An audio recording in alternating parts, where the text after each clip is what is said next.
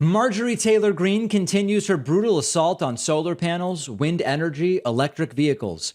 This is one of my favorite topics. These right wingers, I genuinely don't know whether they're this dumb or they just believe their followers are dumb. But they are continuing this path of saying electric vehicles are no good.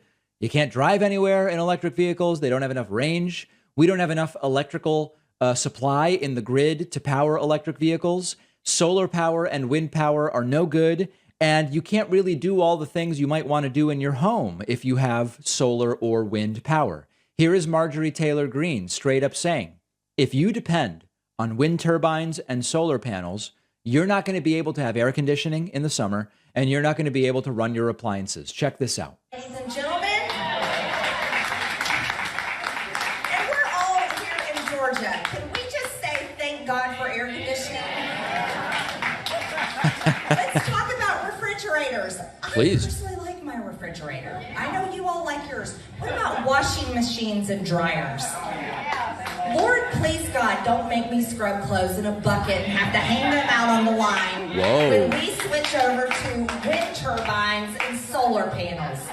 I'm going to be really pissed off about that. This is a real, the sun is hot. How could you possibly cool anything down with solar power? This is not new, okay? This is a newer version of what Donald Trump was going around saying during his 2020 campaign about Joe Biden's energy policy. Remember this? There'll be no heating in the winter, no air conditioning in the summer, and no electricity, whatever the hell you wanted. Right now, you have it made. You're so lucky. You are so lucky I'm your president.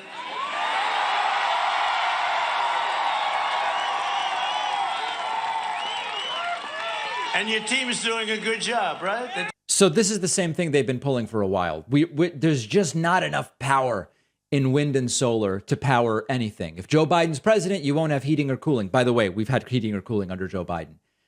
I can assure you, you can have everything you want with solar and wind. I have solar. It runs my air conditioning all summer, and I still get credits and cash back. It runs my fridge. It runs my oven. It runs all of the elements of my bathroom. Those don't actually use electricity. Those are plumbing. It charges my electric vehicle, and I pay $0 each month during the summer, and I build up credits for winter. Yes, in winter, I use more than the solar generates, but I've got the credits and the rebates from the summer, and I pay $0 for utilities, and it's just solar. Now, it is true that right now I have solar panels, but I can't store that. I don't have a battery system. And this is something that's going to be the next phase. There are people who have a battery system so that at night when there's no sun, you're using your stored electricity. Right now, the way it works is when I overproduce, other people get to use the power generated by my solar panels. And then at night, I'm getting power generated elsewhere. But it works out to where I'm generating as much as I use. So far this summer, just running everything with solar panels, I got $250 in rebates, and I've got about $300 in credit built up with the electric company to offset my winter heating when there's less sun. And you might say, well, what about beautiful gas or oil heat? I mean, that's super powerful and efficient, right? At least for heating, we should be using those things. No. Electric heat pumps are much more efficient than furnaces. And most heating systems in the United States are using forced air furnaces of some kind. They either run on natural gas or oil or sometimes electricity. And that is much less efficient than these heat pumps, electric heat pumps that are there. To heat a building, the heat pump will extract energy from the outdoor air or from the ground and convert it to heat from the house. It's much more efficient. So I don't know whether Marjorie Taylor Greene just doesn't know about any of this stuff or whether she knows but understands that she has to keep repeating these things. I genuinely don't know. I mean, she doesn't strike me as particularly bright, but they are now on this really, really hard. Electric vehicles, bad.